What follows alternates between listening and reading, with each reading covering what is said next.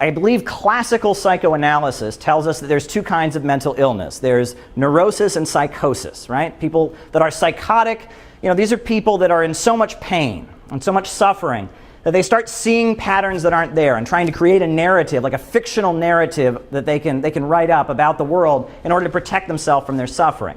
And then the more mild form of mental illness that's far more common is called neurosis, right? And people that are neurotic have the opposite problem, right? That's that old cliche that they have about people who make the same mistake over and over and over again, right? They can't notice any patterns. They keep repeating the same mistakes in their interactions with other people and in relationships. And they can't notice, they can't learn from their errors.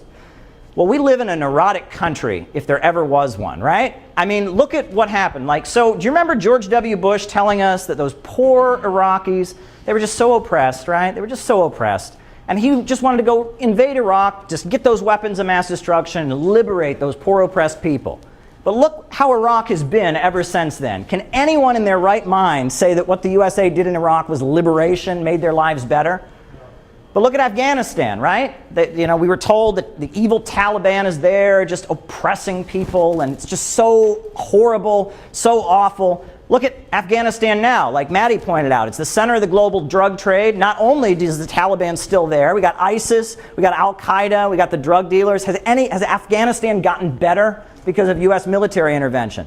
Look at Libya, right? It was evil Gaddafi. He was making people so miserable. Actually, they had probably the highest life expectancy on the African continent. But, evil Gaddafi was making life miserable. So now look at Libya. Now that Libya has joined the global capitalist system and become part of the global capitalist market, things are so bad that people are getting onto rafts and fleeing in the Mediterranean trying to get to Europe. I mean, this notion that the Pentagon is a humanitarian rescue organization that just goes around the world saving people is a fiction. And how many more times are we going to fall for this?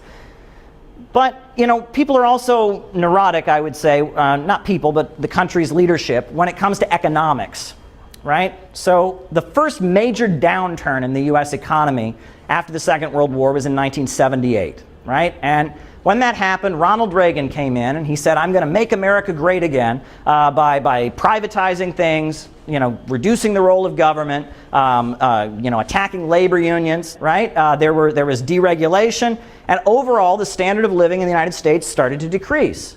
And then there was an economic downturn in the 1990s. And again, Bill Clinton, who said he was a progressive, came in, got rid of welfare as we know it, right? He signed NAFTA, a horrendous trade deal that devastated not only this country, but also Mexico, Canada, all kinds of countries. And so then, leading up to the financial crisis, and this is the 10-year anniversary of the financial crisis, which I think, the 2008 financial crisis is going to be a definitive moment. I mean, it's definitive for me. I remember being in college and seeing the global capitalist economy collapse and having so many conversations about it. Well, 2008, what was happening in the lead up to it? So you had Alan Greenspan. And Alan Greenspan was sitting there in the Federal Reserve watching the standard of living in the USA decrease. And he was starting to panic because the spending power of average Americans was going down. People couldn't afford to buy things like they once had. So Alan Greenspan was there in the Federal Reserve, and he's saying, we've got to keep Americans spending. How do we keep Americans spending, right? You remember after 9/11, George W. Bush got on television. He said, if you want to defeat the terrorists, you got to go shopping. That's what you got to do. You got to go shopping. Run up that credit card. You got to defeat the terrorists by going shopping, right? That was George W. Bush. Right? But not only that, Alan Greenspan legalized all kinds of mortgage lending so people could keep buying houses even though their incomes had decreased, legalized all kinds of credit card practices that had been completely illegal before.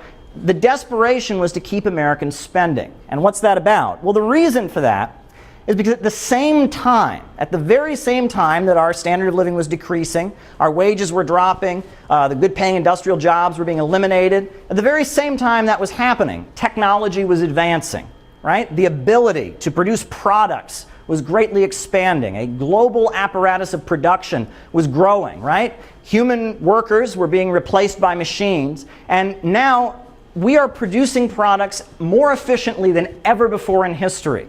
Right? It's amazing what they have done with artificial intelligence. I mean, they can churn out iPhones and iPads and all kinds of stuff. They've created this global system of production that is producing loads and loads and loads of products with fewer workers ever before. And this is a crisis of overproduction. And there's a book about it that was written a long time ago explaining it. It's called Capital by Karl Marx. And he explains how the capitalist is always trying to make production as efficient as possible. Hire as few people, pay those people as little as possible, make the jobs unskillable. And this leads to what's called the falling rate of profit, because eventually the people can't buy back the products that they're producing. And you have a glut. The market is full of products that cannot be sold. And this is the built-in self-destruction of capitalism that Karl Marx wrote about. And, you know, right now, Wall Street's doing pretty well. The stock market is doing great, right? And people look at that and they say, oh, the economy is doing well, right? Well, you know, the stock market is doing great. The stock market's rising. And Trump says, I'm doing it. I'm making America great again. It's coming true. Like, I'm fulfilling my promise. The stock market is rising. It's happening. But answer this question. Is your life getting any better? No. Right? As our wages go down and so many young people are stuck in low-wage jobs, is your life getting any better? As there's record debt in the United States, I'm talking household debt, I'm talking student debt, is your life getting any better? No. Well, if you answer that question, then you should realize that what we're having right now in the United States is not real economic growth. When the stock market is going through the roof, but average Americans are stagnant and not getting better, that's growth based on debt. That's fake economic growth. And that is the kind of growth that leads to a big fallout, because it's not real economic growth.